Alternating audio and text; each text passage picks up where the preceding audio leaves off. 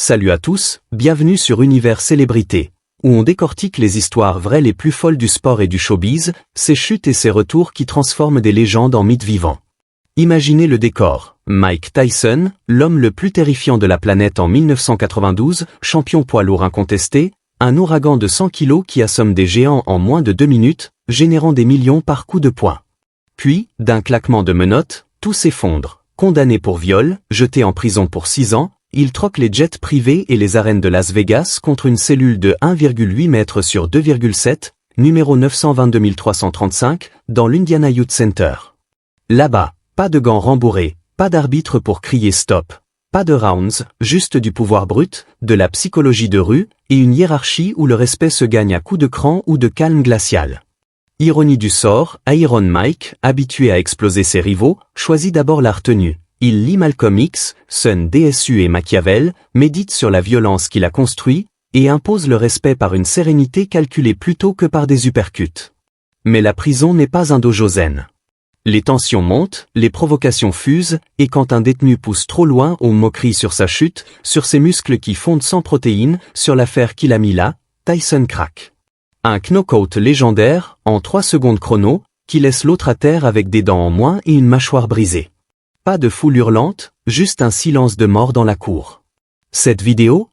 On plonge dans les abysses. La chute spectaculaire, l'adaptation psychologique et physique, les confinements étouffants, la confrontation explosive, et l'héritage d'un coup qui a redessiné la hiérarchie d'une prison entière. Si vous êtes fan de boxe, de true crime ou de récits de rédemption brute, restez scotché. Likez si Tyson reste pour vous le baddest man on the planet, commentez, sa retenue en tôle rend ce chaos plus mythique ou pas. Abonnez-vous, activez la cloche pour ne rater aucune plongée dans l'âme des titans. Partagez avec un pote qui kiffe les histoires sans filtre.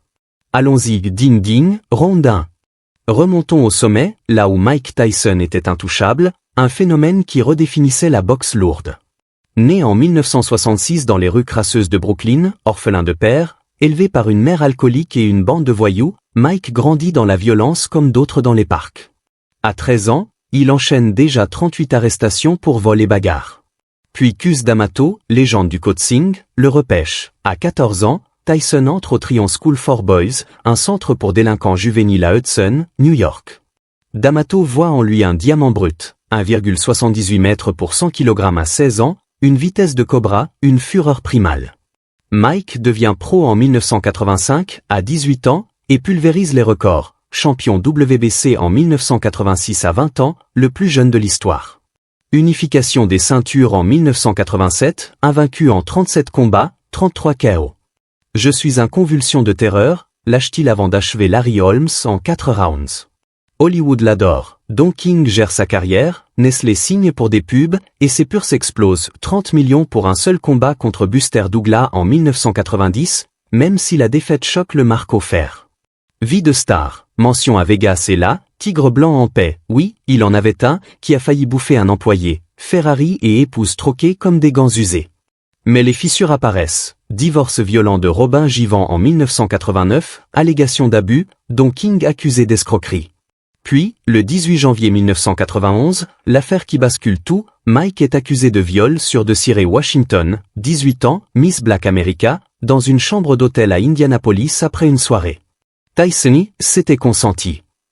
Le procès, en janvier 1992, est un cirque médiatique. 200 journalistes, Al Sharpton en soutien, Gloria Allred pour l'accusation. Le jury, majoritairement blanc, le déclare coupable le 26 février. Agression sexuelle, peine de 6 ans ferme plus 4 ans de probation. J'ai été piégé par le système, clame-t-il, menotté, en larmes au tribunal. Le 2 mars, il entre à l'Indiana Youth Center, rebaptisé plus tard Plainfield Correctional Facility, une prison pour jeunes adultes à Plainfield, près d'Indianapolis où pas une tôle pour dur à cuire, mais un centre rééducatif avec 800 détenus, ateliers et diplômes. La transition est un choc anaphylactique. Quelques mois avant, Tyson vole en Learjet, entouré d'une cour de yes men, masseur, nutritionniste, avocat. Maintenant, fouille au corps, matricule 922 335, cellule spartiate de 1,8 m sur 2,7 m avec lit superposé et toilettes ouvertes. C'était comme passer d'un palais à un cercueil, confie-t-il dans son autobiographie Undisputed Truth, 2013. Les gardiens, Prudent, le place en isolement protecteur, 23 heures par jour seul, pour le protéger des famères qui pourraient le tester pour grimper dans la hiérarchie. Pas de violence immédiate, mais un vide psychologique. Plus d'acclamation, juste le clang des barreaux et les hurlements lointains. Tyson, qui a toujours canalisé sa rage sur le ring, se retrouve face à lui-même. En prison, t'es forcé de regarder le monstre dans le miroir. Les experts en boxe spéculent. 3 ans sans entraînement, va-t-il revenir rouillé? Mais pour Mike, le vrai chaos, c'est mental. De Dieu à numéro, d'invincible à vulnérable. Cette chute n'est pas qu'un scandale. C'est un miroir de l'Amérique dès les années 90, racisme judiciaire, célébrité toxique. Des soutiens comme Spike Lee visitent, mais le public se divise, fans criant injuste, féministes clamant justice pour de ciré. Tyson maintient son innocence à vie, le système m'a eu parce que j'étais noir et célèbre. En cellule, il commence à lire Malcolm X pour la rage anticoloniale, Sun Tzu pour la stratégie, Machiavel pour le pouvoir. La prison m'a sauvé, en un sens. Elle m'a forcé à grandir. Mais le respect, en tôle, se gagne autrement, pas par des hooks, par de la retenue. Et quand la pression monte, un seul coup suffit à restaurer l'ordre, un coup qui deviendra légende. Les portes d'acier se referment le 2 mars 1992 et Mike Tyson entre dans un monde sans règles connues, l'Indiana Youth Center, un bloc de béton low security pour 18 à 25 ans, avec atelier de menuiserie et cours de GED. Pas de gardiens armés comme à Attica, mais une hiérarchie invisible, gang latino, black musulman, white power, où la célébrité est un aimant à problème. Tyson, 25 ans, 100 kg de muscles encore saillants, est un trophée. Battre Mike, c'est comme un chaos sur Ali.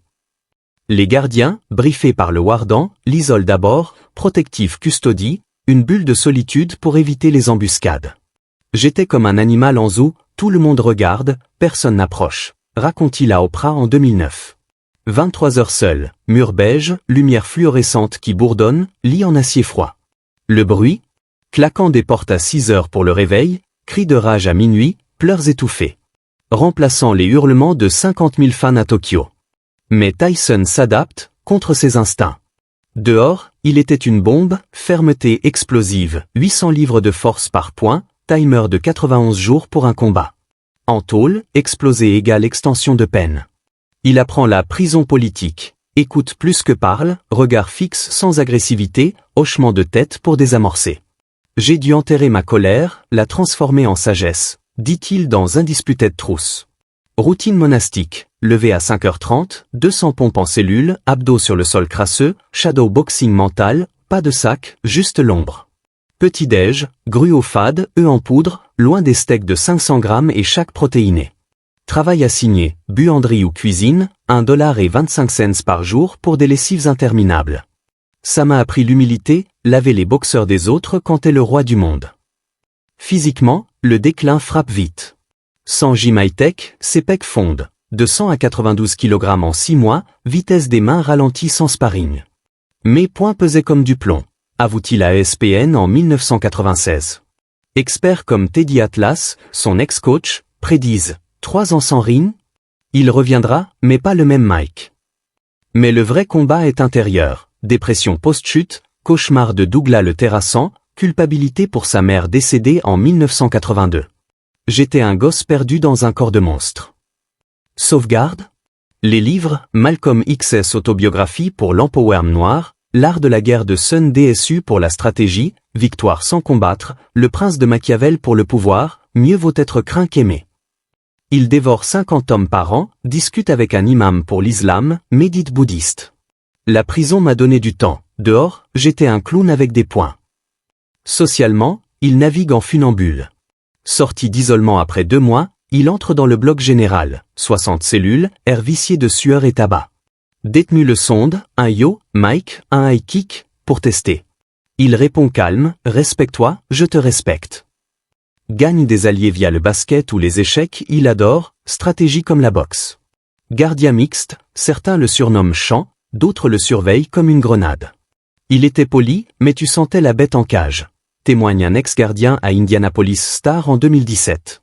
Pas de gang pour lui, je suis ma propre nation. Cette phase forge un nouveau Tyson, moins furie, plus stratège. Mais la paix est fragile. Un incident au couteau en 1993 met tout en péril et les provocations s'intensifient. La tôle n'est pas un monastère, c'est un ring sans cloche, où un faux pas coûte cher. L'Indiana Youth Center n'est pas Alcatraz, mais un incident mineur suffit à verrouiller tout. En été 1993, une rixe au couteau dans la cour, un latino vs un black, lame improvisée d'un rasoir fondu éclabousse de sang le béton. Alerte maximale, lockdown total, sirène hurlante, fouille partout. Ce qui devait durer 48 heures s'étire en 3 semaines. Pas de cours, pas de bouffe chaude, juste des plateaux glissés sous les portes. Pour les 800 détenus, c'est l'enfer, chaleur à 35 degrés Celsius sans AC, sueur poisseuse, odeur de corps confiné. Comme une fournaise avec des démons, décrit Tyson dans son podcast Hotboxing en 2020. Cellules transformées en sauna, matelas moisis, chiottes débordantes, moustiques assoiffés. Les routines s'effondrent. Plus de bibliothèques pour les livres de Sun DSU, plus de shadow boxing d'or, juste 30 minutes de douche par jour, escortés comme des promenades de chiens. Pour Tyson, c'est un uppercut mental. Habitué à structurer sa vie autour des combats, camps d'entraînement rigides, voyages, il se retrouve piégé dans le vide. Les murs se resserraient chaque jour, comme si la cellule rétrécissait, confie-t-il à The Guardian en 2017. Il invente des rituels absurdes, compter les 147 carreaux du plafond, tracer des schémas de hooks sur le mur avec un ongle, réciter des versets coraniques appris par cœur. Méditation? Impossible avec les hurlements, putain de chaleur. Lâchez-nous, des blocs voisins. Physiquement, ils font, pompe limitée à 100 par session, abdos sur un sol dur comme pierre. Mes muscles criaient, mais sans exutoire, c'était torture. Les gardiens, sur les nerfs, deviennent brutaux. Un retard de 5 minutes pour une douche déclenche des beuglements, des matraques prêtes. La hiérarchie craque, novice panique, vétéran complote. Petits incidents explosent. Un détenu prend trop de temps au lavabo, un autre vole un bout de savon, bagarre au poing dans les couloirs lors des rares mouvements.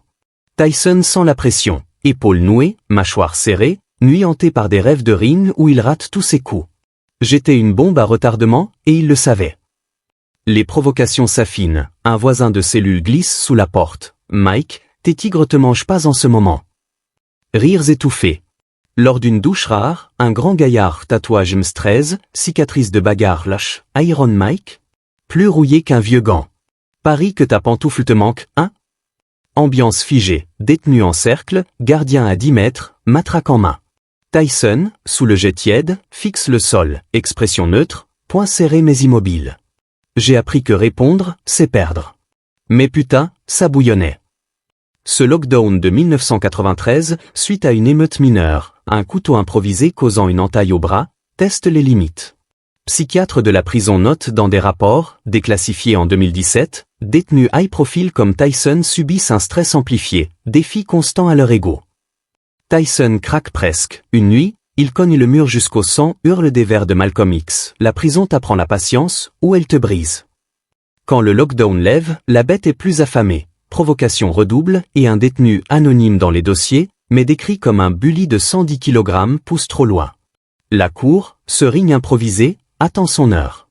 Au cœur du confinement de 1993, la guerre n'est plus verbale, c'est une campagne orchestrée pour briser Tyson. Des détenus, selon des témoignages d'ex-Tolar à Vis en 2018, testent méthodiquement, d'abord moquerie légère sur sa chute, du pantouse au placard, Mike. Puis attaque physique, tes pecs fondent sans chaque, champion. James H., ex-détenu, interview Indianapolis Monthly 2017, se souvient, c'était Psywar. Il savait appuyer sur ses boutons, l'affaire, sa défaite contre Douglas, sa vie de luxe perdue. Tyson change. Rapport de gardien comme Mark Tinsley note tension physique inhabituée, poings serrés dans les couloirs, regards assassins. La psy Helen Shore, dans une éval de 1993, alerte. Pour un alpha comme Tyson, les défis constants risquent l'explosion. L'escalade finale? Près des douches, zone d'angle mort caméra, un spot connu pour les règlements de compte.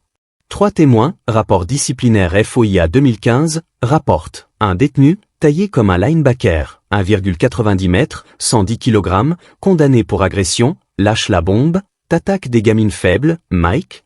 Essaie avec un vrai homme, ou t'es juste un bully en costard. Allusion directe à l'affaire Washington, la plus basse des provocations.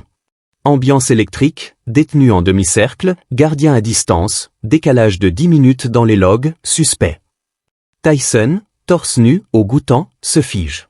Tout le bloc a retenu son souffle, dit Karl Mandé, superviseur, à ESPN en 2020. Mike pourrait ignorer, mais la rage accumulée, 3 ans de moquerie, de muscles qui s'atrophient, de livres qui prêchent la retenue craque. Pas de round, Tyson pivote, hook droit chirurgical ou même trajectoire que son KO sur Trevor Berbick en 1986. L'autre s'effondre, KO en 3 secondes. Silence assourdissant, puis KO, alerte, matraque, Tyson menotté sans résister. J'ai pas voulu, mais il l'a cherché, confie-t-il plus tard. Pas de lies, la victime, 14 points de suture, 2 dents cassées, fracture zygomatique. Force estimée, 1200 livres, père biomécanicien, rapport médical 1993. Tyson? Une tape sur l'épaule, respecte-toi. Cet instant redéfinit tout, de cible à intouchable. Mais à quel prix? Isolement de 30 jours, réflexion forcée, un coup, et j'aurais pu tout perdre. Le 15 août 1993, cours de l'Indiana Youth Center, béton craquelé, barbelé sous un soleil plombant. Post-lockdown, tension à vif. Tyson, en short gris, marche vers la douche quand le provocateur, appelons-le Big Ray, anonyme dans dossier, bloque le passage. Montre-nous ce que t'as, Mike. Ou t'aimes comme tes vieux films. Dernière pique, sur l'affaire. Tyson, 27 ans, poing le long du corps, fixe, back off. Ray rit, avance, erreur fatale. Mike explose, feinte gauche, crochet droit ascendant, hanche pivotant comme en 1988 contre Spink. Impact, craquement audible, Ray au sol, inconscient 38 secondes, sang sur le béton. Témoin, 12 détenus, 3 gardiens. Rapport, coup parfait, alignement épaule-hanche. Médical, lacération faciale, 14 sutures, 2 incisives perdues, zygomatique fracturée O3 chirurgie, dommages nerveux persistants. Tyson immobile, pas de danse victoire, comme une statue. Gardien à court, lockdown partiel. Psychologue note, acte de légitime défense, mais cathartique. Tyson, 30 jours rôle, mais peine inchangée, provocation reconnue. La prison t'apprend, un mot de trop, et boum, dit-il en 2021 sur Hotboxin. Ce KO, sans gants, rappelle pourquoi il était craint, vitesse intacte, puissance brute. Observateur MMA comme Joe Rogan, podcast 2019, c'était du classe mondiale, même rouillé. Impact, défi stoppé net. Tyson sort plus fort, mentalement. Transition, image de Libération 1995, voix off, un coup change tout, de menace à mythe intouchable. Section 6. Les conséquences d'un coup légendaire, photo post-prison, interview mature. Post-KO, la prison change. Consensus tacite, ne touchez pas à Mike. Gardien note, interaction respectueuse, plus de tests. Pour Tyson, catharsis, ça m'a libéré.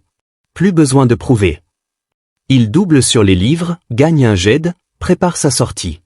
1995, libération anticipée le 25 mars, après 3 ans. Retour triomphal, 1,5 million pour MC Nilet, KO en 89 secondes. Promoteur tease, Iron Mike est de retour, plus affûté. Ce KO de tôle devient l'or. Rivaux comme Holyfield, mordu en 1997, savent, défier Tyson, c'est risquer le KO. Héritage, rappel de sa dualité où destructeur et philosophe. À 59 ans en 2025, Tyson Podcast, Box Exhibition, vs John Jr. 2020, 2M Viewers, admet, la tôle m'a sauvé de moi-même. Ce coup unique? Symbole, retenu rend le burst plus terrifiant. Mike Tyson. De chute à résurrection, un KO en prison qui hurle sa légende. Sa retenue amplifie l'impact? Commentez. Likez, abo, clochon. Merci, à la prochaine légende.